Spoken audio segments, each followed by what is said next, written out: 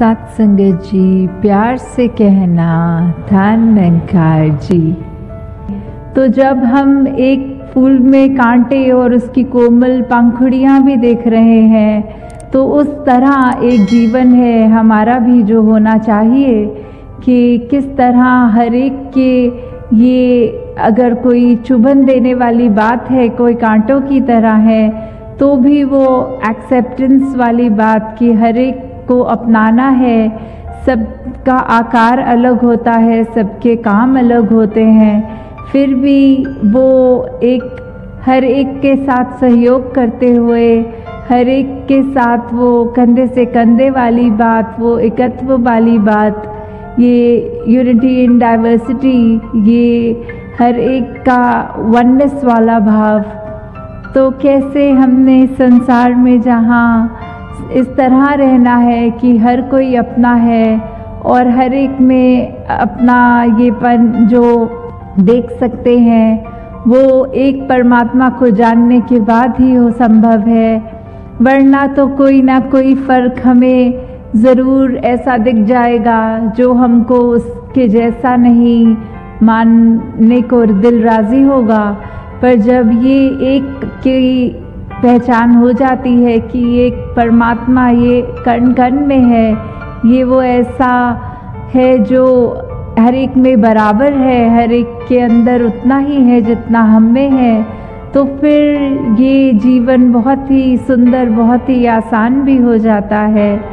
चाहे वो दीपक का एग्जाम्पल लें कि वो आकार दीपक का अलग अलग हो सकता है, पर वो जो उसके अंदर लौ होती है, ये रोशनी होती है, ये एक आग जब उसके अंदर लगाते हैं तो वो कॉमन आग होती है, उस आग में फ़र्क नहीं होता। चाहे कोई लाल रंग का दीपक हो, चाहे हरा हो, चाहे कैसे भी पेंट किया हो, तो उसका दीपक का काम भी रोशनी फैलाना है और उस दीप में जो ये आग है वो भी एक है। तो वो परमात्मा ही हर एक में है, चाहे हम कितने भी भिन्न दिखते हों, किसी भी कल्चर के हों, कहीं रहते हों, तो हम में जहाँ ये भाव रखने हैं, संसार एक हमारा है, हम इस संसार के हैं, ये सेवा भाव भी मन में रहे कि जितना हम संसार को दे सकें उतना हमने एक अपनी अच्छाई अब समर्पित भाव से देते चले रहना है। जितना इस निरंकार के एहसास में सुमिरन कर पाएँ, अधिक से अधिक वो भी करना है।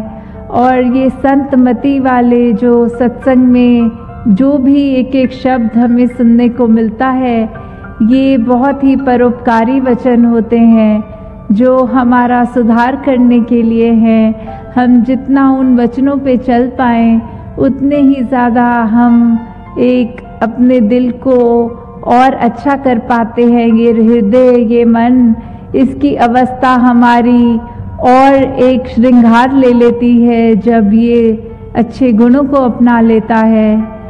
तो कैसे हमने जीते जी ये बात जो आज भी सत्संग में भोली वक्ताओं ने कि कैसे एक जो सच्चाई है जीवन की वो मृत्यु है, कि ये सांसों ने तो चले जाना है, तो जीते जी जो इसका हम एक इसमें से फुल पोटेंशियल की बात की, सबसे ज़्यादा हम अपनी ज़िंदगी को जीते हुए जो इसका पूरा भरपूर एक सदुपयोग करें, तो वो भी तभी संभव है जब इसके सांसों की लड़ी चल रही हो। क्योंकि जब इसने ख़त्म हो जाना है तो कोई कार्य ऐसा नहीं जो हम कर पाएंगे। जो भी कार्य करने हैं वो जीते जी ही करने हैं। और इसमें प्रथम वही बात कि अपनी पहचान कर लो। इस परमात्मा को जब देख लेंगे, इसको जाना जा सकता है, उसको जान लेंगे, तो उसके बाद हमें अपनी भी पहचान ये समझ आ जाएगी कि हम क्या हैं, इस संसार में क्या लक्ष्य लेके आए हैं और सांसें ख़त्म होने के बाद कहाँ जाना है। फिर वही बात जो किसी भी रिलीजियस स्क्रिप्चर में देखें, कोई भी जो जहाँ आस्था रखते हैं उससे मेल खा के देख लें तो ये मोक्ष मुक्ति इसकी भी जो बात है ये किससे संभव है? ये इस ब्रह्म ज्ञान द्वारा ही संभव है। तो जहाँ हमने अपने आप को उस रूप में देखना है, वहाँ ही अपना ये सुधार के लिए हर पल जोड़ना है कि संसार में हम आए हैं तो अपनी खूबसूरती सिर्फ तन को ना सजाएं, अपने मन को भी सजाएं और ऐसे गुणों को अपनाएं जो हमारे भले के लिए तो है ही, बल्कि ये संसार के लिए भी परोपकार में जुटे रहें। तो एक कहानी भी जो ध्यान में आ रही है कि कैसे हमें एक दूसरे पे उस तरह नहीं फरेब की बात आती है, ये मन में धोखे आ जाते हैं। तो कैसे एक गांव में एक जिनके पास फार्मर पर वो डेयरी फार्मिंग वाले जो एक दूध का व्यापार करते हैं, एक माखन बेचते हैं, तो कैसे वो एक अपने दुकान पे आते थे जो ब्रेड बेचते थे। तो उन्होंने ऐसी एक अंडरस्टैंडिंग की हुई थी कि जितने वेट का आप मुझे ब्रेड दोगे उतने वेट का मैं आपको माखन दूंगा।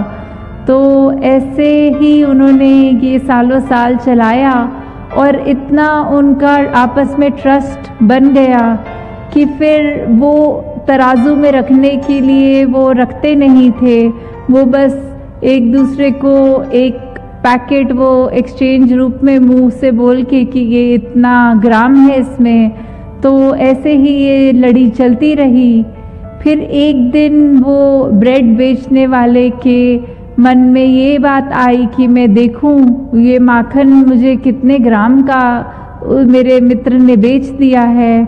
तो जब ऐसे देखा गया तो वो कम था और उसको बहुत ही उस पे ये बात अच्छी नहीं लगी। वो इस बात को अपने सरपंच में, ये पंचायत में भी जब लेकर गए तो वही बात आई कि उन्होंने भी कहा कि इसको एक ही तरीके से देखा जा सकता है कि हम उसी तराजू पे वो आज की बिक्री की ब्रेड को रखेंगे और मक्खन को, तो पता चल जाएगा।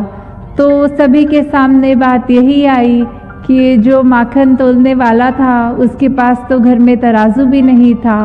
वो अपने हाथ पे जितनी ब्रेड का वज़न होता था उतना वज़न मक्खन का करके ही देता था। तो पहले मन में ये ब्रेड बेचने वाले के आया कि मैं उसको कम ग्राम दे दूं और उसने तो वादा किया है भरपूर पूरा ही उतना करेगा। तो कैसे ये विश्वास की बात होती है, कैसे हम एक दूसरे के लिए अगर सोचते हैं कुछ और उसके लिए मन में कुछ बुरी एक अपने मन को नेगेटिव कर लेते हैं। जो अभी सत्संग में भी जिक्र आ रहा था, we should be negative about negativity. हर एक चीज़ के लिए हमें जो हमारे को एक अच्छा कार्य करने से रोक रही है, हमें उसके लिए तो अपनी आंखें चुरानी है, पर अच्छा काम करने के लिए नहीं।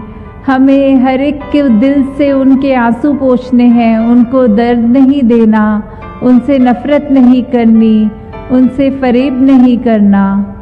तो कैसे जिस तरह ये भी देखा गया है उदाहरण के तौर पे कि अगर हम एक चुटकुला कोई सुन लें तो उस पे हम कितनी बार हंस लेते हैं। 2-4 बार वही जब चुटकुला बार बार सुनेंगे तो चौथी बार तो हमें उस पे हंसी भी नहीं आएगी।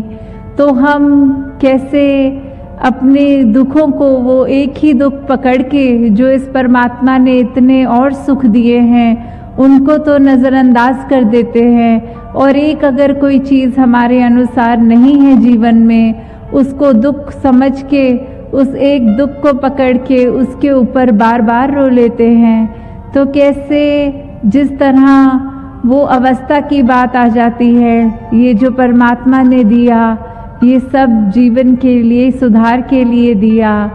तो कैसे हमने जिस तरह एक चीज़ को पकड़ के ही नहीं बैठे रहना, एक बारी उसका एक एहसास तो चलो इंसान है तो फीलिंग्स हैं मन में, वो उस तरह आएगी।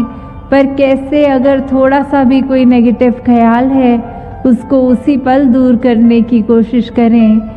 तो दासी और समय आपका ना लेते हुए इन्हीं शब्दों से आपसे आज्ञा चाहेगी कि जिस तरह एक ये हमारा जीवन सुंदर हो गया है, कैसे हम अपने एक प्रभाव उस तरह जिस दूसरे का लेते हैं उसको कोशिश करते हैं कि जजमेंटल ना हो उसके लिए, पर अगर कुछ भी उसको मिलके एहसास आता है, वो एहसास हमारा पूरा दिन, हमारा बहुत बार ऐसा होता है कि उस चीज़ पर डिपेंड कर जाता है कि अगर सुबह उठते ही लगता है कोई अच्छी चीज़ हो गई है तो बहुत ही खुशहाल दिल होकर पूरा दिन अच्छा हम बिताने की कोशिश करते हैं। और अगर कुछ ऐसी चीज़ जिसने उस दिन में कड़वाहट भर दी तो हमारा वो मूड भी बिगड़ जाता है, एक उदासी सी मन में आती है।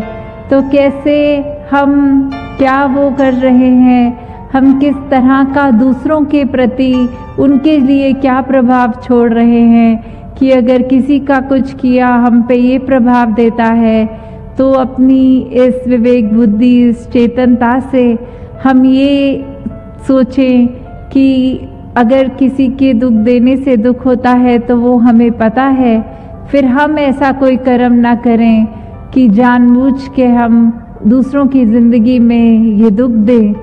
तो दासी इसी अरदास से कि हर कोई अपने मन में ये मानवता का भला लेते हुए हर कर्म को, हर सोच को, अपने व्यवहार को उस तरह एक ढाल ले कि अपना ही जहाँ सिर्फ सोच में ना हो अपना फ़ायदा, सिर्फ अपना बेनिफिट ही नहीं, एक लार्जर गुड की बात कि एक हम हर एक के लिए जहाँ परोपकार की बात हो ऐसे ही कर्म करते चले जाएं। तो दातार सभी पे कृपा करे कि एक भक्ति भरा जीवन सब बिताएं और अधिक से अधिक ये मानवीय गुणों को अपनाकर अपने जीवन को एक सही रास्ते पे, एक उस मार्ग पे डालें जो संतों ने हमेशा से कहा है, समझाया है कि ये मार्ग ही है जो उस पे रहने से लोक सुखी और परलोक सुहेला होता है। जिस मार्ग पे चलने से सिर्फ हम अपना ही मुख उजला नहीं करते, औरों का भी हो जाता है। जिस मार्ग पे रहने से हम हर एक के जीवन में आराम दे सकते हैं, खुशी दे सकते हैं, अपने जीवन में उसी मार्ग को अपनाएं। साथ संगत जी, प्यार से कहना धान नंकार जी। ये जिंदगी जो हमारी हमें इस परमपिता परमात्मा ने बख्शी है, ये जिंदगी तो अपनी रफ्तार से चल ही रही है और इसी मनुष्य जिस्म में हमें इस परमपिता परमात्मा की प्राप्ति हो सकती है, जो कि हमारे जीवन का लक्ष्य है। इसी वजह से हम इस दुनिया में आए हैं। और यहाँ तक कि होली स्क्रिप्चर्स, वेदों में ये भी लिखा हुआ है कि 84 लाख योनियों के बाद ये मनुष्य तन मिलता है।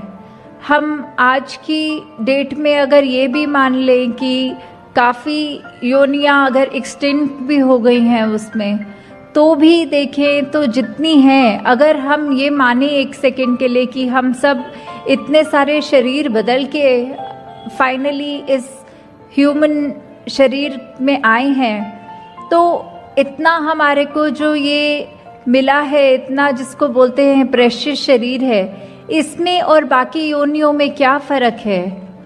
क्या वो सब योनियों में हमें भोजन नहीं होता? सारे जानवर हम देखते हैं खाना भी खाते हैं, वो सोते भी हैं, वो अपना अगर उनको कुछ भय का एहसास की भावना भी उनके अंदर रहती है, और मनुष्यों में भी सेम होता है। तो मनुष्य को जानवर से अलग करने का वो क्या है? वो हमारा ये दिमाग जिसको चेतना, विवेक, बुद्धि की बात है, ये भी होते हुए मनुष्य में मनुष्य की चॉइस होती है कि क्या वो अपना सारा एनर्जी, अपना दिमाग एक ऐसे रास्ते पे लगा ले जो कतई बिल्कुल नफरत का रास्ता है और बिल्कुल वो एक जैसे कहते हैं कि दूसरों का बदला रखने की भावना या अहित की भावना, वो ऐसा रास्ता ले या फिर परोपकार का ले। ये हमारे जो बुद्धि में भी समझ बात आती है कि ठीक है, पल दो पल के लिए तो हम अपने इंस्टिंक्ट्स पे काम कर लेते हैं और ये सोच लेते हैं कि इस समय हमें क्या करना है, पर एक नेचर को एक स्थिरता में अच्छे परोपकारी कर्म लाने के लिए तो ये ब्रह्म ज्ञान का ही सहारा लेना पड़ता है। जब तक इस परमपिता परमात्मा, जो कि हर तरह बताया गया है कि किसी भी डेफिनेशन में देख लें, वो एक स्थिर है, जब तक हम अपना नाता उस स्थिर के साथ नहीं जोड़ेंगे, हमारा जीवन सहज नहीं बन पाएगा। और उसी साथ हम अपना जीवन अगर एक स्टेबिलिटी, जैसे अभी जिक्र भी किया था एक बच्ची ने स्टेबिलिटी का, तो वो हमें इधर अपने जीवन में उतारने के लिए कि ये जो दुनिया के उतार चढ़ाव तो आते ही रहने हैं, ये खुशी, ये गम, ये कोई ऐसी सिचुएशन जो अभी दुख है तो अभी सुख है, वो तो नहीं बदलती। पर जब हम अपने इस असली रूप, इस निरंकार का ज्ञान प्राप्त कर लेते हैं, तो उसके बाद वो सब होते हुए भी जीवन में हमको इतना, हमारे दिमाग में उसका इतना दुख या इतनी खुशी नहीं आती। हम बिल्कुल एक उस कामनेस, उस ब्लिस, उस सहज अवस्था में अपना जीवन निकाल देते हैं। जैसे एक गीत की भी पंक्तियां हैं, उतराइयां चढ़ाइयां कई जिंदगी विच आंदियां ने, हथोवे तेरा सरते आके लंघ जांदियां ने, कि ये सब तो आने जाने वाला ही है। जो दुनिया है उसमें तो हमें हर पल पे कोई ना कोई अलग स्थिति को फेस करना ही पड़ेगा, पर वो हम स्थिति को कैसे फेस कर रहे हैं? क्या हम उसमें कंप्लेन कर रहे हैं, या उसमें भी हम ये मान रहे हैं कि अगर इस निरंकार, इस गॉड, इस राम, इस परमात्मा ने हमारी ज़िंदगी में ये घटना घटी है तो अवश्य ही कोई बहुत ही मेरे लिए सुखदाई उसके पीछे कारण है, चाहे उस समय वो कितना भी ऐसा लग रहा हो कि ये मेरे साथ क्यों हुआ। क्योंकि हमारा जो दिमाग है वो तो बहुत ही ऐसे बिट्स एंड पीसेस में, उसको बहुत ही छोटे छोटे टुकड़ों में अपनी जीवन को देख पा रहा है। पर ये जो दुनिया का रचनहार है, जिसने हमको भी बनाया है और हमारे जीवन की भी कहानी लिखी है, उसको पता है कि हमारे लिए किस समय क्या चीज़ ज़रूरी है। हाँ जी, மிக வேகமாக ஓடிக்கொண்டு இருக்கிறது, இது எல்லாருக்கும் நம்மளுக்கு தெரியும். மனிதனோட ஜென்மம் 84 லட்சம் ஜூனி கழிச்சு தான் இந்த மனித ஜென்மமே கிடைச்சிருக்கிறது.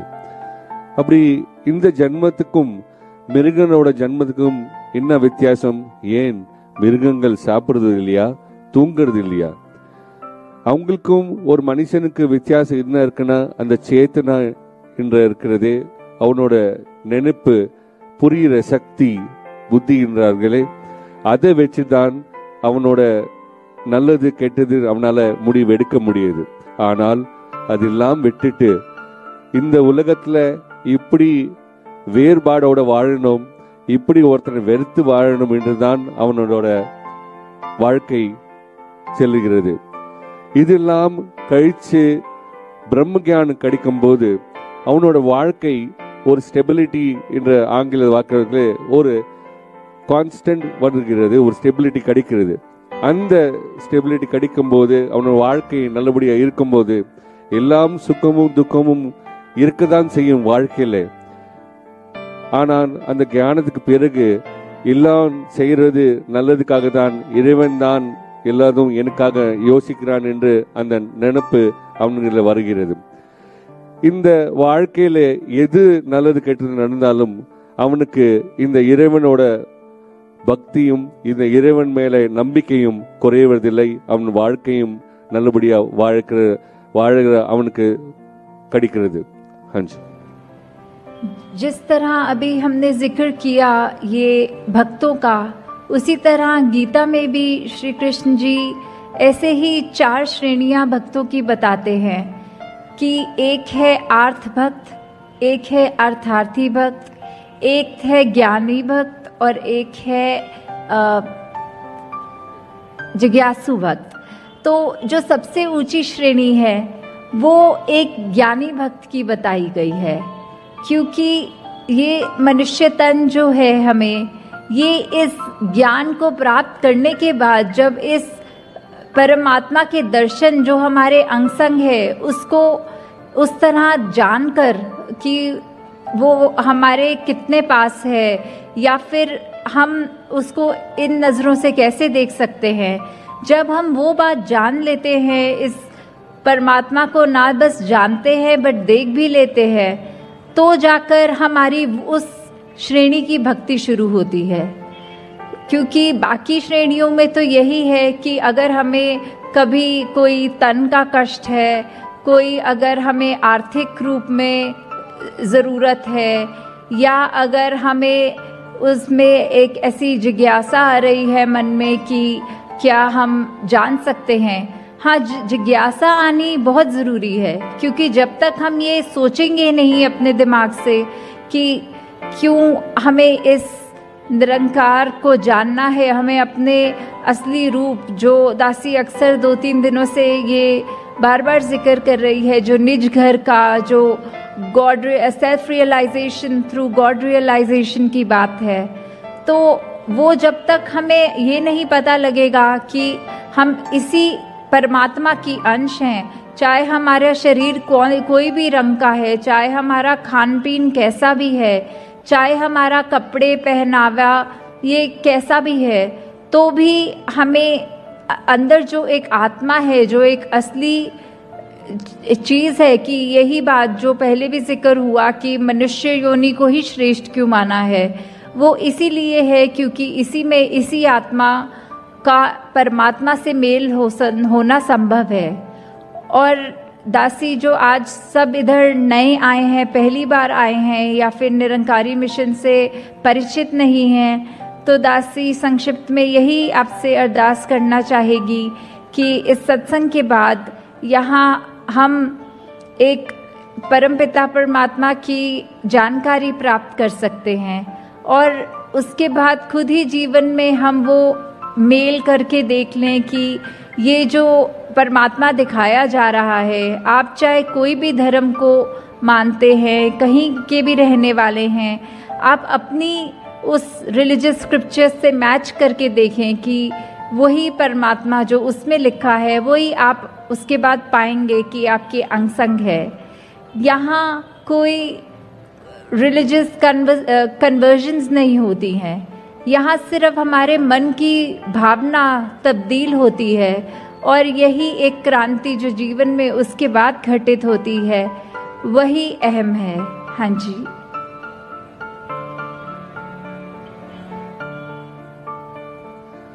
கீதால கிருஷ்ணர் அவர்கள் 4 வேறுபாடு சொன்னார்கள் மனுஷனோடது. அதாவது ஆர்த், அத்தர்த், ஞானி அண்ட் ஜிக்யாசு. அதுல ஞானி என்ற ஸ்ரேணி இருக்கிறதே அது முக்கியமான ரொம்ப உயர்ந்தமான ஸ்ரேணி என்று அவர் சொல்லியிருந்தார். ஏனென்றால் இந்த ஞானம் தான் இந்த இறைவனை பற்றி தெரியவதற்காக. கண்டிப்பாக அந்த உணர்வு இருக்கணும். அதாவது இந்த இறைவனை தெரிஞ்சதுக்காக, இந்த இறைவனை பற்றி புரிஞ்சதுக்காக உணர்வு இல்லைன்னா அந்த அந்த ஞானம் கூட உங்களுக்கு புரியறதில்லை. எந்த விதமான நாங்கள் உடை போட்டாலும் சரி, எந்த விதமான நாங்கள் ஜாதி இருந்தாலும் சரி, எல்லோரும் மனசுல இருக்கிறத, உயிர் உள்ள இருக்கிறது ஒரே ஆத்மா தான். அது பரமாத்மாவோட போய் சேர வேண்டியதுதான். ஸோ யார் யார் இந்த சத்சங்கத்துக்கு முதல் வாட்டி வந்திருக்கிறீர்களோ, தயவு செய்து சத்சங்கத்துக்கு அப்புறம் இப்படி சொன்னீர்களோ இந்த ஞானத்தை கொடுக்கப்படும். அந்த ஞானத்தை பெற்று நீங்க படிக்கிற எல்லா கிரந்தங்களோ இல்லை எந்த நீங்கள் ஸ்கிரிப்சர்ஸ் படிக்கிறீங்களோ அதில் இதே கருத்து தான் அவங்களும் சொல்லுகிறார்கள். நாங்கள் ஏதோ இங்கே மதம் மாறுவதற்காக இல்லை மதத்தை வேறதுக்காக எதுவும் சொல்றதில்லை. இந்த இறைவனை நீங்கள் நம்புற இறைவனை பார்த்து அவனை உணர்ந்து வணங்க வேண்டும் தான் நம்மளோட கருத்து இருக்கிறது. ஹஞ்சி आज इधर सत्संग में ना ही सिर्फ लोकल कोयम्बटूर के महात्माओं के दर्शन हो रहे हैं, पर आसपास के लगते हुए स्टेट्स महाराष्ट्र, केरला और भी आसपास की सिटीज़ सब आए हैं इधर। और मकसद सबका यही है कि इस निरंकार का गुणगान करें, ये सत्संग रूप में हम अपने मन को और मजबूत करें कि हमें जाने अनजाने में भी किसी का दिल ना दुखे हमसे। हम ये एक साथ जहाँ बैठे हुए हैं वहाँ कोई हम देख ही रहे हैं कि कोई भी कोई कुल जाति कोई नस्ल पे कुछ अलग से नहीं बिठाया गया। हम सब एक साथ एक वननेस का ये रूप में बैठे हैं। और जैसे दासी के पीछे भी आप पढ़ सकते हैं कि ये ज्ञान की रोशनी को लाइट हाउस से जो कनेक्ट करने वाली बात है वो यही है कि हम अगर खुद ही इस रोशनी से इल्यूमिनेट होंगे तभी हम औरों को भी सही रास्ता दिखा सकेंगे और वो भी हमसे ही रोशनी तभी ले सकेंगे। तो दासी इसी कामना से आप सबसे इजाज़त लेती है कि आप सब आए और जिस रूप में मर्यादित रूप में सत्संग का आनंद भी लिया और इतना आपने उत्साह दिखाया कि ये जगह भी छोटी पड़ती दिख रही है, तो दासी जब अगली बार आए तो इससे भी बढ़ चढ़ कर उत्साह आप सबका हो। धन्यवाद जी।